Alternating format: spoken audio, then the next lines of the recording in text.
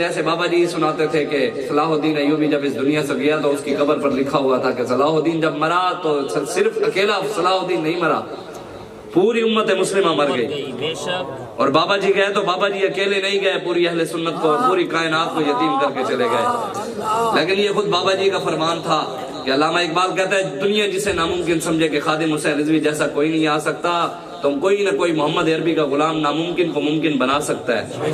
ہاں آ سکتا ہے، لیکن کہے کہ اس طرح قربانیاں دے، اس طرح ان کی طرح محنت کریں، ان کے مشن پہ قائم و دائم رہیں، ان کے مشن کو لے کر چلیں، حضور کی عزت و ناموس کے لیے ہر وقت حاضر رہیں۔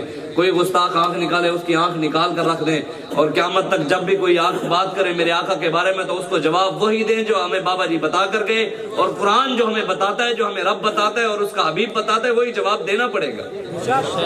لوگ بڑی باتیں کر رہے ہیں کہ جناب وہ بابا جی فلاں تھے، سخت تھے۔ میں نے کہا سختی کا دعویٰ رب نے ہمیں خود کہا ہے سخت، ہاں کسی کے کہنے سے ہمیں ضرورت نہیں، رب نے خود ہمیں کہا ہے والذین معہ اشداء علی الکفار رحماء بینہم۔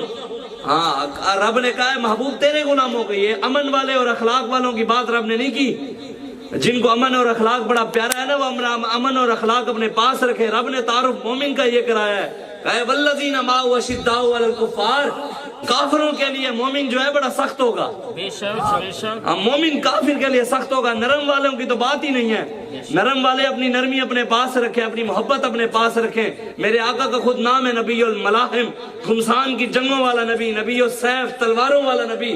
تو کیا تلوار امن کا درس دیتی ہے؟ قرآن کی 484 آیاتیں ہیں، قرآن کی 484 آیاتیں ہیں۔ اللہ نے کہا کافروں کے کاٹ کے رکھ دو، اللہ نے کہا کافروں کا مقابلہ کرو، ان کو مارو، ان کو قیدی بناؤ، ان کا مقابلہ کرو، میدانوں میں آؤ۔ تو کیا قرآن بد اخلاقی کا درس دیتا ہے؟ بد امنی کا درس دیتا ہے؟ کیا انتہا پسندی کا درس دیتا ہے؟ تو پھر ہمیں کوئی نیا دین نہ سمجھائے۔ بابا جی ہم سے سمجھا کر گئے، اور بابا جی نے وہ خالص دین ہمیں بتایا جو رسول اللہ دے کر گئے تھے، اور ہمیں بتا کر گئے بدلے گا زمانہ لاکھ مگر قرآن نہیں بدلا جائے گا، ہے قول محمد قول خدا فرمان نہیں بدلا جائے گا۔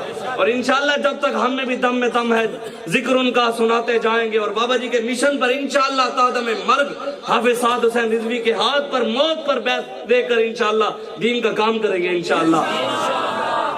پریشان نہیں ہونا، یہ ایک دنیا ہے، آپ نے بھی جانا ہے اور میں نے بھی جانا ہے۔ جب میرے آقا اس ظاہری دنیا سے چلے گئے تو ہم نے بھی جانا ہے، ہاں ہم نے بھی اس دنیا سے جانا ہے، لیکن کام کرنا ہے۔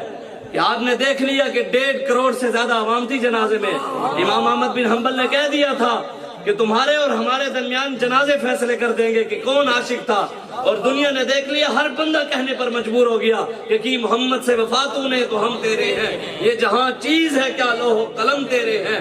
اس لیے آپ چاہتے ہیں کہ آپ کے جنازے بھی عزتوں والے ہوں تو بابا جی کے مشن کے ساتھ کھڑے ہوں۔ جنازے پہ تو غیرت مند لوگ ہی گئے، غیرت مند کے جنازے پہ غیرت مند ہی جا سکتا ہے، رب نے جس کو بلایا وہی گیا ہے۔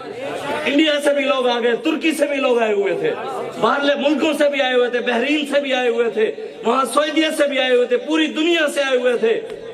لیکن یہاں پر لوگوں نے اپنے بچوں کو مدرسوں سے بھی نکال دیا کہ تم بابا یہ جنازہ پڑھنے کیوں گئے، تمہارے اوپر 1000 کا جرمانہ ہو گیا، اور ان کے بسترے نکال کر باہر رکھ دیا کہ عاشق کا جنازہ پڑھنے کیوں گئے تھے۔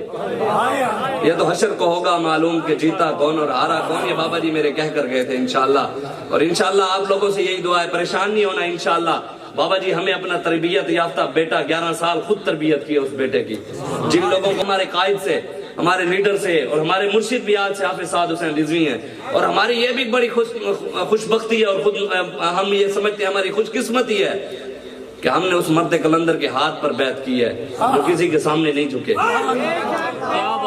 کسی کے سامنے بکے نہیں، نہ ہی دین۔ انہوں نے کہا قیامت تک ہمارا اگر غیروں سے 1 روپیہ بھی ثابت ہو جائے تو قبر سے نکال کر آگ لگا دینا، 1 روپیہ بھی غیروں سے لینے ثابت ہو جائے نا، ہماری قبر سے نکال کر ہمیں آگ لگا دینا۔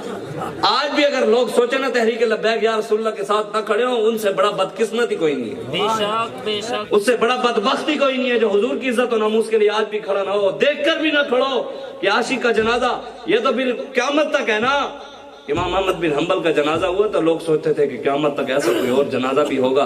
پھر امام احمد بن حنبل کے جنازے کے منظر سے بھی بڑا منظر بنایا تو غازی علم الدین نے بنایا. وہ بھی محمد عربی کا غلام تھا. پھر غازی علم الدین سے بھی بڑا منظر بنایا تو غازی ممتاز قادری نے بنایا. پھر ممتاز قادری کے جنازے کو لوگ دیکھ کر کہتے تھے شاید قیامت تک پھر کوئی جنازہ آئے یا نہ آئے. پھر ممتاز قادری کے جنازے سے بھی بڑا منظر بابا خادم حسین رضوی صاحب نے بنایا. ہمارے مرشد کا جنازہ